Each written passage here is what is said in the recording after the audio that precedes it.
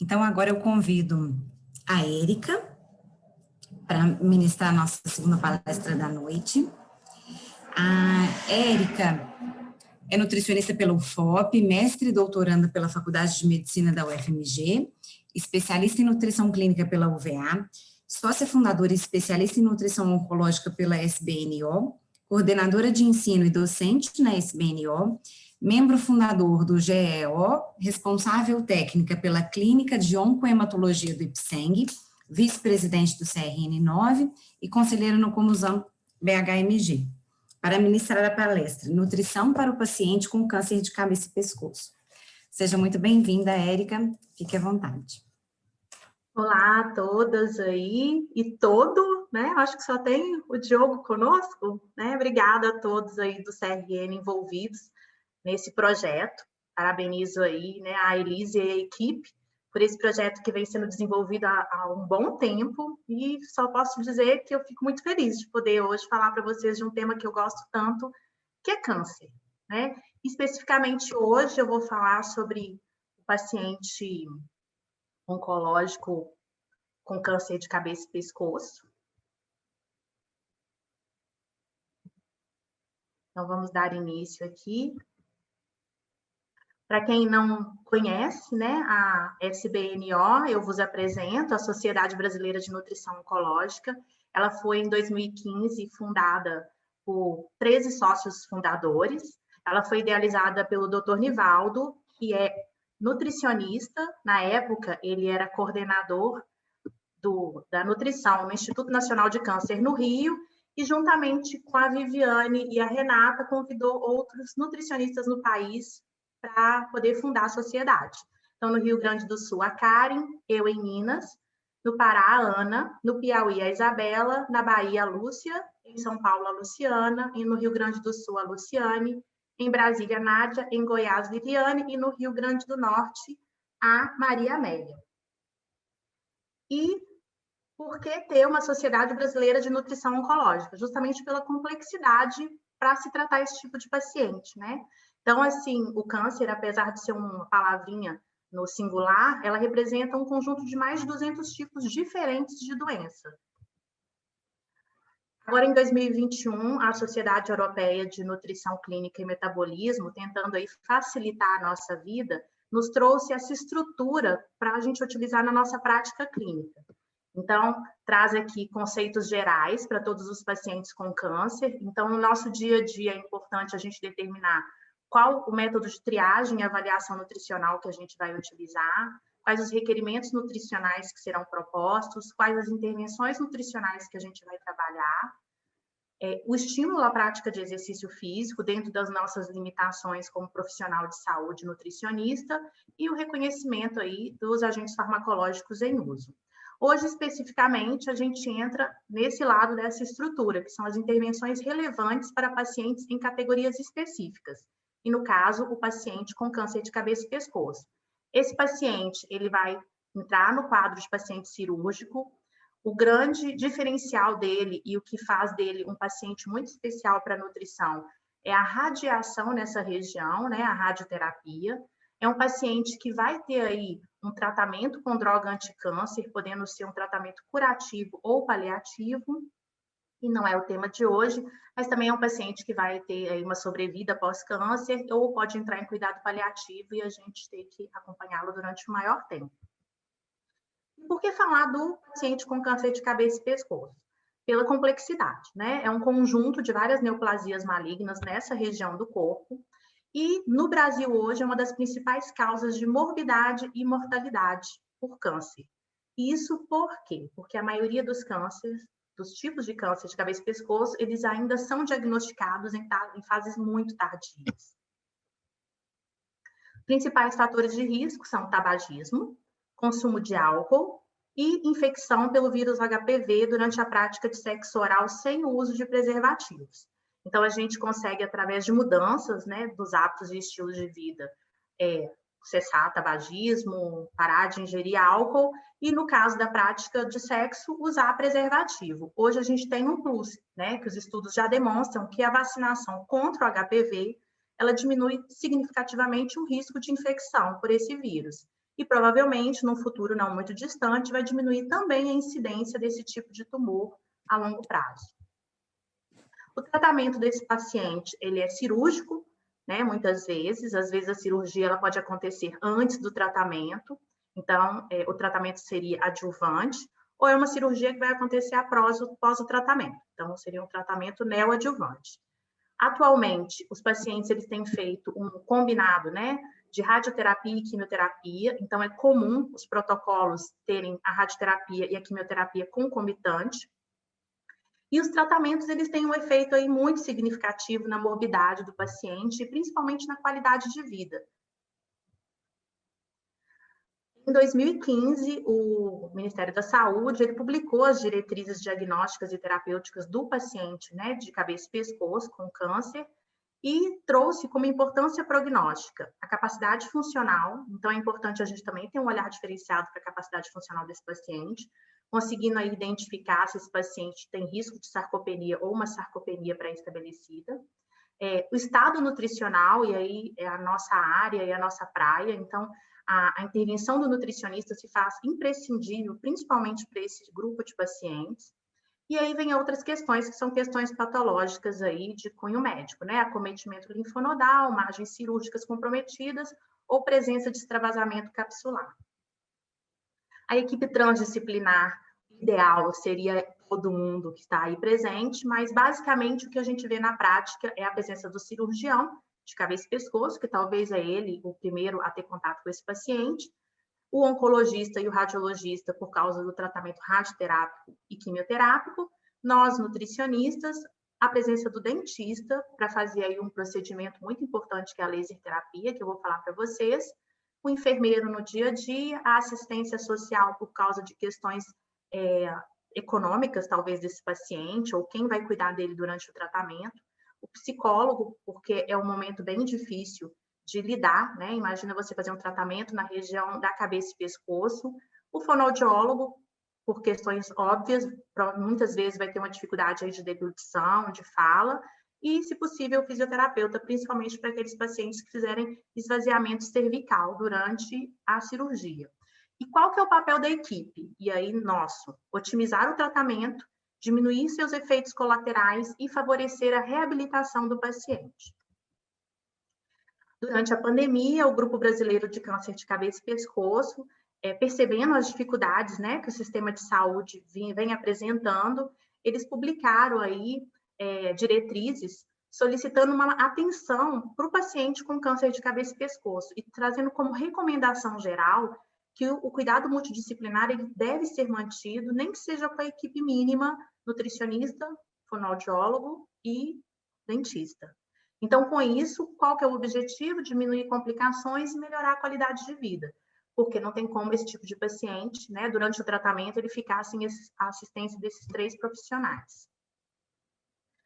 O paciente com câncer em geral, ele pode trazer para a gente vários sintomas, né, durante o tratamento ou mesmo antes.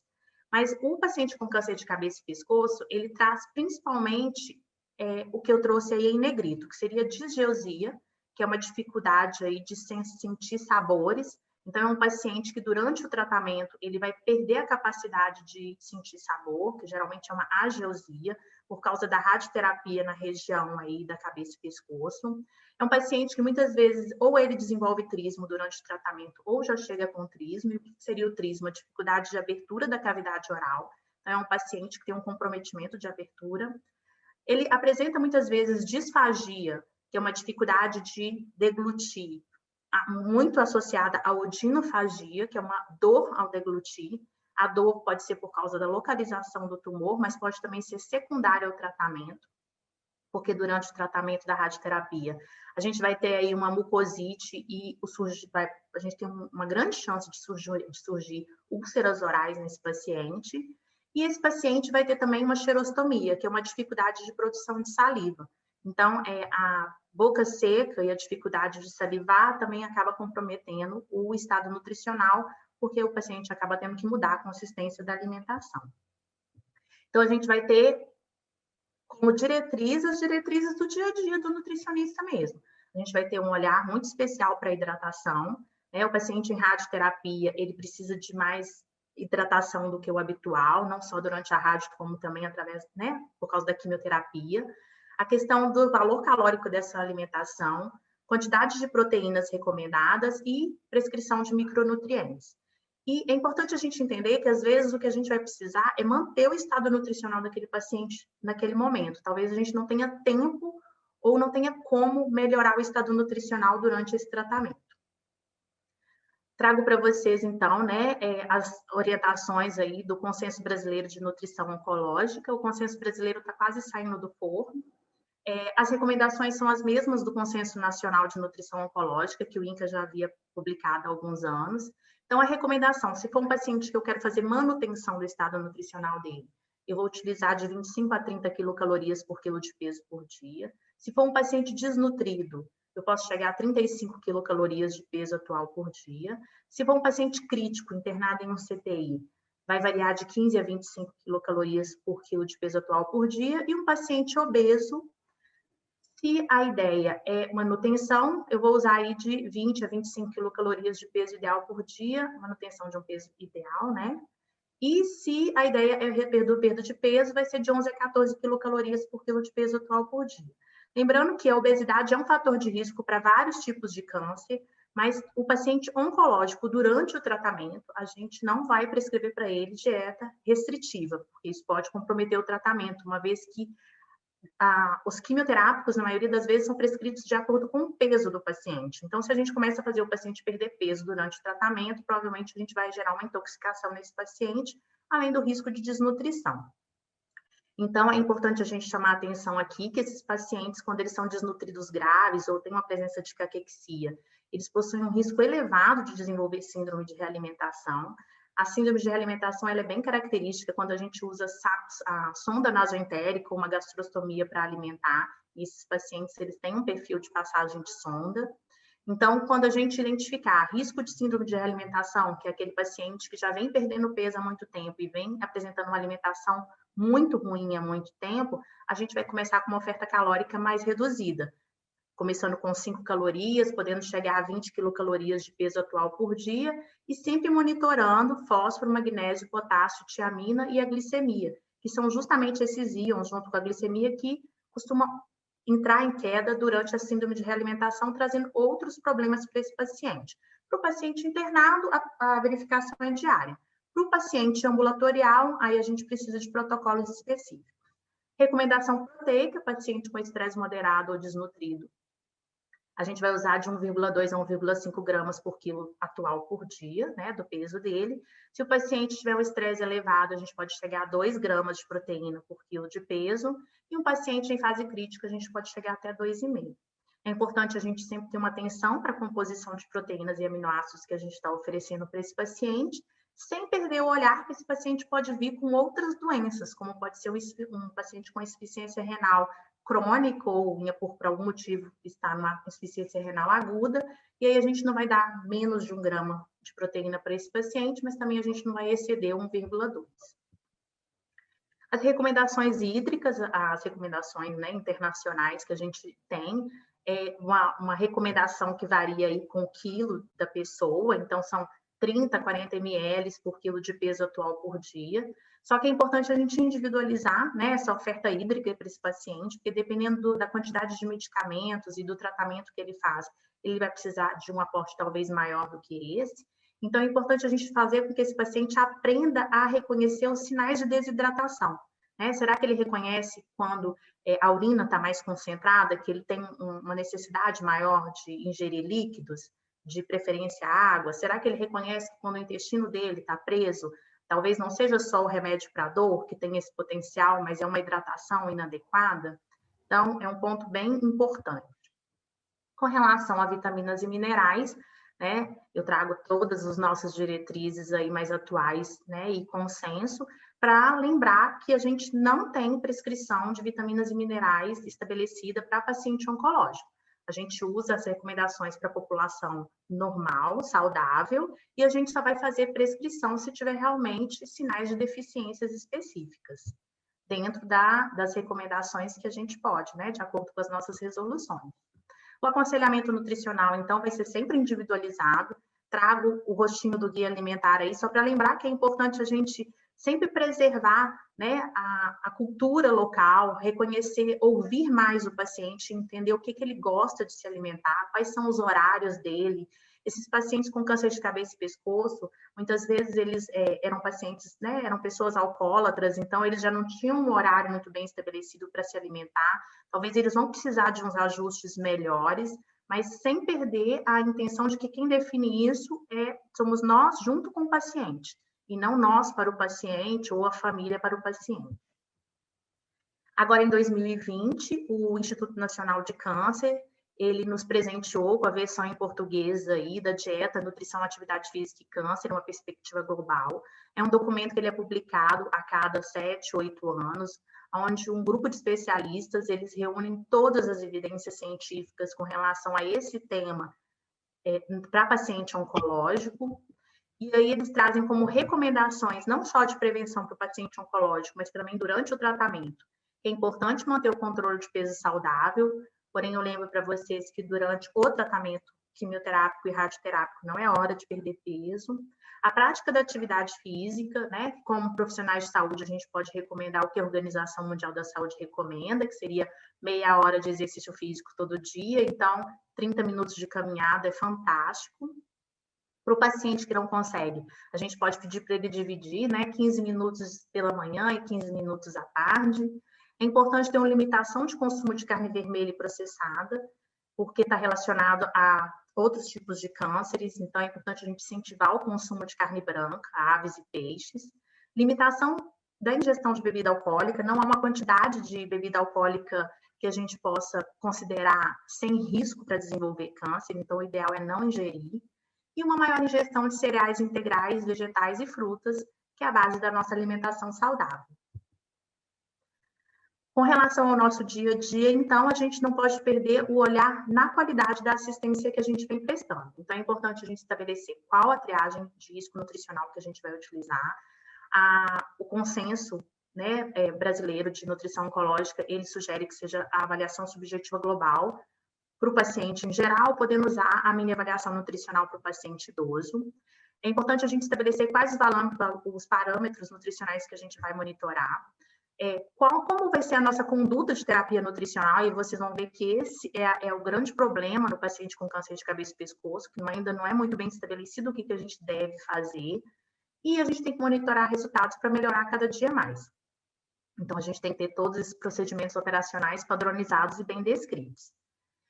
Os principais indicadores de qualidade sugeridos pela ESPEN é a identificação e prevenção das síndromes de realimentação, a imunonutrição no cuidado perioperatório e no paciente radioterápico, que é o nosso paciente, né, principal aí, no cabeça e pescoço, é garantir a ingestão nutricional adequada dos pacientes. Então, só lembrando, né, o que seria essa imunonutrição aí no perioperatório, seria fórmulas contendo imunonutrientes como arginina, nucleotídeos e ômega 3, e a gente vai prescrevê-lo para pacientes desnutridos ou em risco nutricional, candidatos a operações de médio e grande porte, por 5 a 7 dias no pré-operatório. Se o paciente for desnutrido, a gente mantém por mais 5 a 7 dias no pós-operatório, e o volume ele pode variar de 500 ml a 1 litro por dia. Então, o que a gente tem? A gente tem um paciente que é importante a gente definir em qual momento do tratamento clínico que ele se encontra e qual a expectativa de vida que ele tem. Para quê? Para a gente poder definir melhor a nossa terapia nutricional. No consenso, é bem delimitado, de acordo com a expectativa de vida, o que a gente tem que fazer em cada momento. Mas, basicamente, o que a gente faz é o que a gente aprendeu na escola, né, de nutrição. Aqui eu uso, né, a linguagem dos oncologistas, que eles falam qual que é a primeira linha de tratamento, segunda linha de tratamento, terceira linha de tratamento na oncologia, e a nossa primeira linha de tratamento, com certeza, sempre vai ser o aconselhamento nutricional. Mas se é um paciente que a gente já vê, num primeiro momento, que ele não é capaz de se manter com aconselhamento nutricional somente, a gente já pode prescrever um suplemento industrializado. Mas se a gente observa que o aconselhamento e o suplemento não são suficientes, aí a gente já entra numa nutrição enteral. E o grande pulo do gato aí no paciente com câncer de cabeça e pescoço é saber qual o momento de entrar com a nutrição enteral para não perder o time. Né? No paciente internado, que não puder usar o trato gastrointestinal, a gente vai entrar com uma nutrição parenteral. É sempre importante a gente conversar com o paciente e com a família, mas principalmente o paciente, explicando para ele quais os riscos, incômodos e custos do que a gente está propondo, mas principalmente quais os benefícios esperados, né? E sempre buscando o consentimento dele. Então, a gente sabe que pacientes com câncer de cabeça e pescoço, eles apresentam um alto risco de desnutrição, né? As nossas diretrizes internacionais já vêm retratando sobre isso. E aí elas trazem para a gente algumas recomendações e com o nível de evidência científica que já está pré-estabelecido. Então, a ESPEN, ela traz aí com forte, né, recomendação entre os especialistas, mas com nível de evidência moderado, quer dizer que ainda merece mais estudos, que com relação durante a radioterapia, essa questão de garantia adequada em gestão nutricional. Ela traz que recomendamos que durante a radioterapia e com atenção especial ao paciente de câncer de cabeça e pescoço, né, além de outros aí, uma ingestão nutricional adequada seja garantida, principalmente por meio do aconselhamento nutricional individualizado e ou com o uso de suplementos nutricionais orais, a fim de evitar a deterioração nutricional, manter a ingestão e evitar interrupções da radioterapia. Observem que, nesse tópico, eles nem tratam a parte da sonda nasoentérica ou gastrostomia. Então, o que nós temos aí, alguns estudos já vêm retratando isso. Então, esse estudo aí, ele fala sobre a terapia nutricional, que seria justamente essa questão de suplemento, né? Associada com a melhor tolerância ao tratamento e melhoria da qualidade de vida. Foram avaliados 1.073 pacientes com câncer de cabeça e pescoço, tratados com radioterapia. E esse grupo, eles iniciaram a terapia nutricional antes da irradiação. E eles observaram que esses pacientes, eles conseguiram manter o peso ou apresentar menor perda de peso, tiveram uma maior taxa de conclusão do tratamento, porque o paciente desnutrido, ele acaba não dando conta das toxicidades do tratamento e tendo que interromper, e uma menor incidência de mucosite grave após a conclusão da terapia. Então, durante a radioterapia, é comum o paciente apresentar uma inflamação da mucosa oral. Então, se ele já tinha alguma dificuldade para se alimentar, a radiação da radioterapia vai piorar muito isso. E aí, esse é o ponto. Qual o melhor momento, então, da gente fazer uma prescrição de uma sonda nasoentérica, uma gastrostomia, sabendo que a gente vai ter essa complicação de mucosite? E com relação a isso, não tem muita diferença, né? Os estudos mostram que a gente não vê muita diferença se a nutrição vai ser por sonda ou gastrostomia, mas os pacientes, se a gente perguntar, né, em alguns estudos fora do país, eles parecem preferir a gastrostomia por uma questão de ser menos incômodo, não ser um tubo descendo pelo nariz. Quando se fala, né, durante a radioterapia, do uso de alimentação por sonda, existe uma forte recomendação, porém um nível de evidência baixo, porque faltam estudos. E a recomendação também é meio subjetiva. Eles falam, recomendamos a alimentação enteral, usando as sondas nasogástricas ou percutâneas, né, que seria a gastrostomia endoscópica percutânea, a PEG, em mucosite grave, induzida por radiação ou em tumores obstrutivos de cabeça, pescoço ou tórax. Mas não traz para a gente um algoritmo. Então, eu trago para vocês alguns algoritmos publicados nos últimos anos, que eu localizei, que também é um buraco negro aí na área da pesquisa. Então, quem estiver interessado em fazer algo novo, sugiro que seja por aqui.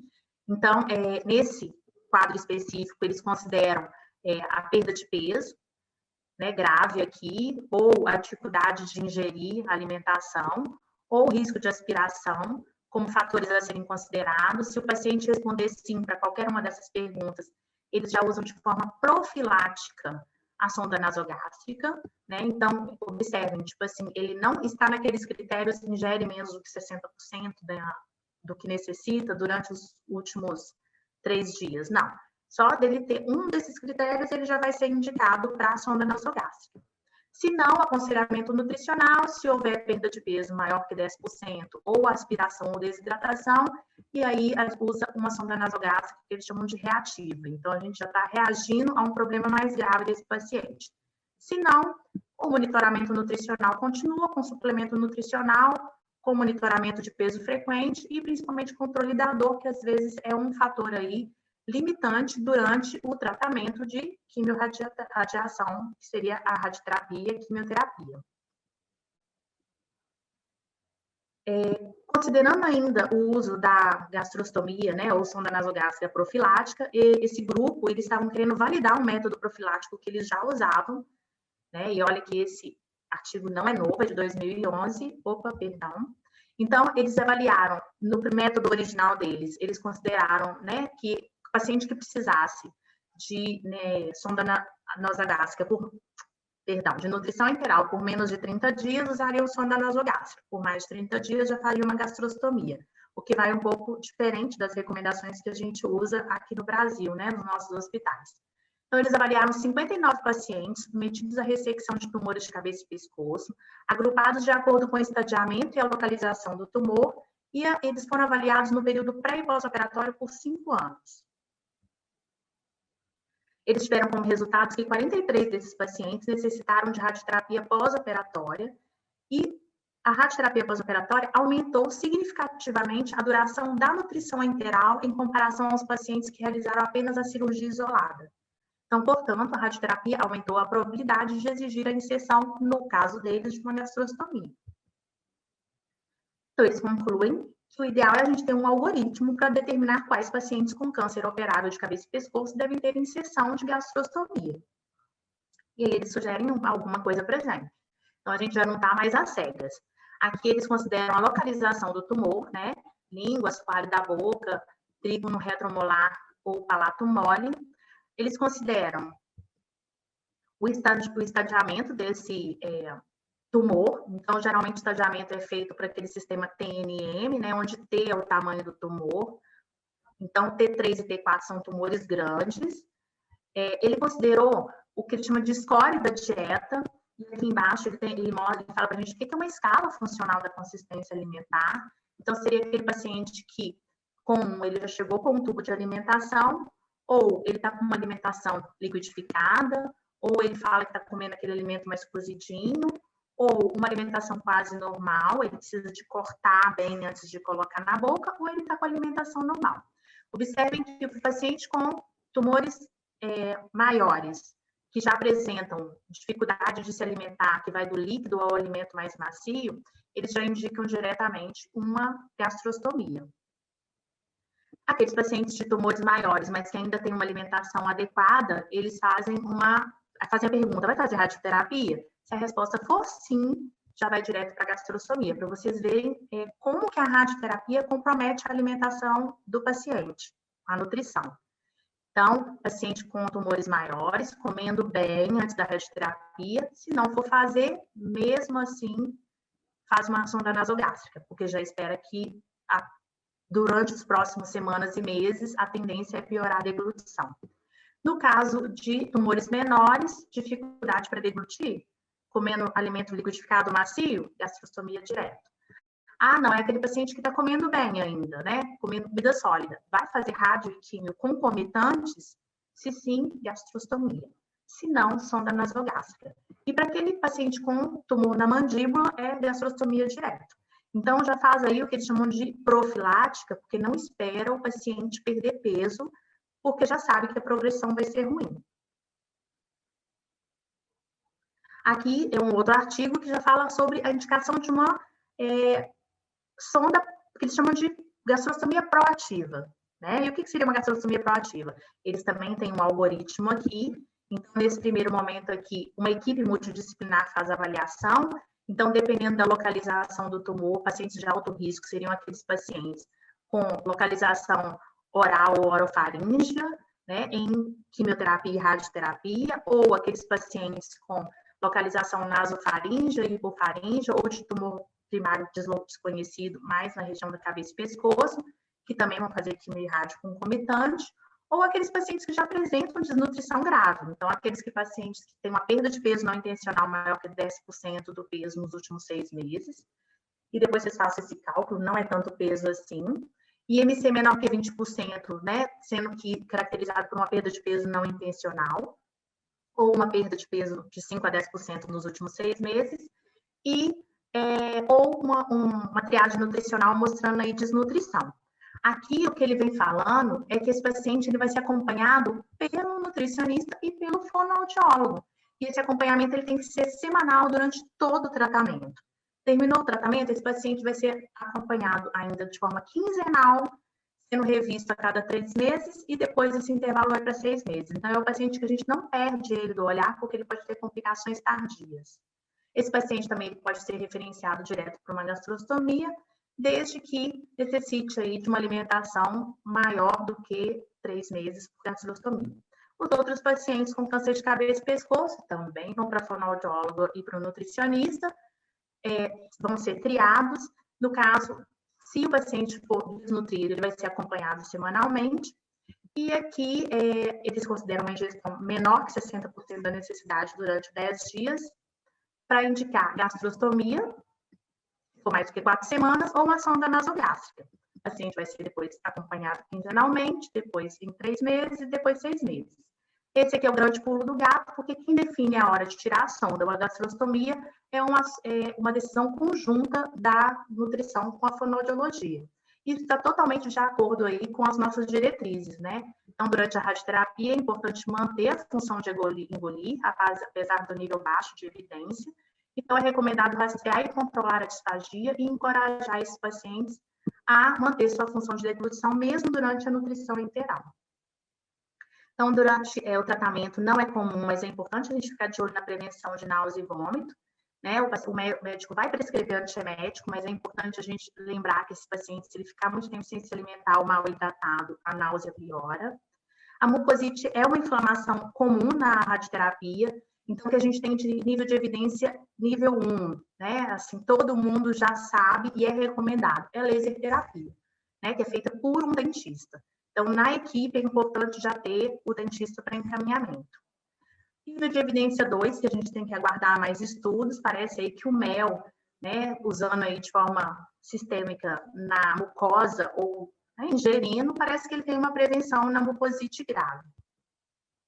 A crioterapia, que seria o chupar o gelo durante o tratamento, né, seria 30 minutos de crioterapia oral para prevenir mucosite aí antes do dia e do horário do tratamento, parece que também melhora devido à vasoconstrição de vasos sanguíneos superficiais, mas ainda a gente precisa de mais estudos. Outra questão também que é importante a gente entender é que a glutamina não é recomendada, né? É um nível de evidência 2, a gente ainda precisa de muitos estudos ainda para realmente indicar. E lembrando que eles aqui exigem cautela porque houve uma maior mortalidade observada em pacientes de transplante de células-tronco com glutamina parenteral. Então, é um produto caro, sem ainda nível de evidência 1 para recomendação. Sociedades internacionais vêm, né, de novo, fortalecendo aí essa questão da importância do nutricionista durante o tratamento. Aqui a Sociedade Australiana fala que o paciente com câncer de cabeça e pescoço ele deve ser acompanhado a cada 2 semanas, por pelo menos 6 semanas. Discordo um pouco deles, eu acho que é o paciente que tem que ser acompanhado semanalmente. Geralmente, essa mucosite, essa dificuldade maior de deglutição vai aparecer no 10º dia de radioterapia. Então, é importante a gente compartilhar essa informação também com o paciente e já definir com ele e com os demais, né, membros da equipe o que vai ser a melhor indicação. Então, fatores que a gente tem que considerar após o tratamento. A gente pode ter um fracasso em estabilizar o peso do paciente e a gente tem que lidar com isso. Que a gente tem uma mucosite grave em andamento, que mesmo terminando a radioterapia, que ela vai persistir ainda durante talvez meses. A xerostomia, que é essa boca seca que dificulta a mastigação e a deglutição. O trismo, que é essa dificuldade da abertura da cavidade oral. A fibrose, que pode vir aí como um processo de cicatrização no pós-operatório. A osteonecrose, que ela pode vir de forma tardia, até 2 anos depois, comprometendo aí o tecido ósseo da cavidade oral. Linfedema, dentição inadequada, esses pacientes têm uma tendência à perda, né, de massa óssea nos próximos meses pós-tratamento e até anos, por isso que é importante uma avaliação com o dentista prévia. Estenose, que seria uma dificuldade de deglutição, né, por menor espaço para passagem do alimento, e a presença de traqueostomia, que não é não comum nesses pacientes. Então, a grande dúvida é quando indicar a alimentação por sonda enteral. Né? A gente sabe que em caso de disfagia grave ela é indicada para manter a ingestão energética. Os estudos observacionais prospectivos e retrospectivos em pacientes com ingestão alimentar inadequada já vem demonstrando que a alimentação enteral em comparação com a oral, então, em comparação com o suplemento, ele reduz mais a perda de peso e a frequência e duração das interrupções do tratamento e as reinternações. Então, alinhar com o restante da equipe, né, com os demais profissionais que a gente trabalha com o paciente com câncer de cabeça e pescoço, para garantir a implementação na prática cotidiana de estratégias nutricionais que devem ser apoiadas, inclusive, pela gestão da instituição. E as responsabilidades devem ser bem reguladas, né? Quem indica, quem acompanha, quando acompanha, até quando. Então, a eficácia dos sistemas de saúde no tratamento e atendimento dos pacientes com câncer, ela é fundamental. E aí a pergunta é sempre o que a gente pode fazer no dia a dia. A gente pode acompanhar as nossas diretrizes e os nossos consensos, né? A gente não precisa querer inventar a roda com esse paciente oncológico. Então, em breve, aí, o primeiro consenso brasileiro de nutrição oncológica. A gente pode pautar as nossas discussões através de dados do Inquérito Brasileiro de Nutrição Oncológica, ou do Inquérito Luso Brasileiro. E, em breve, a gente vai ter dados aí pediátricos também, com a publicação do Inquérito Brasileiro de Oncologia e Pediatria. A Sociedade Brasileira de Nutrição Oncológica, ela vem certificando instituições com relação à qualidade da assistência em nutrição oncológica, né? Quero ficar aí na fila. Hoje a gente tem o serviço de alimentação do Hospital Sírio-Libanês, as suas 6 unidades, todas certificadas na classificação diamante. Para você que é nutricionista e tem interesse, né, em aprofundar mais e conhecer mais sobre o paciente oncológico que já trabalha com nutrição clínica, nós temos aí o curso preparatório para a prova de título de especialista em nutrição oncológica, que esse ano termina em novembro, mas ano que vem está aí de novo. Para a gente entender melhor os nossos dados, para como é que a gente usa as informações do dia a dia, é importante a gente entender um pouquinho sobre pesquisa clínica, e não é para fazer pesquisa. Para isso, a gente também tem um curso super interessante em andamento aí pela SBNO, com um preço bem acessível. E agora, em novembro, a gente tem o 7º Congresso Brasileiro de Nutrição Oncológica, que o tema vai ser reabilitação integral e integrada do paciente oncológico. Ele vai ser 100% online. Então, convido todos e todas a, no dia 24 a 26 de novembro, a gente poder participar juntos aí. Então, só lembrando que o sofrimento ele só é intolerável quando ninguém cuida. E o nutricionista, a nutricionista tem um papel fundamental nesse cuidado do paciente com câncer. Sempre reconhecendo que o objetivo do cuidado é a pessoa e não a doença. E me coloco à disposição para responder dúvidas. E mais uma vez, muito obrigada.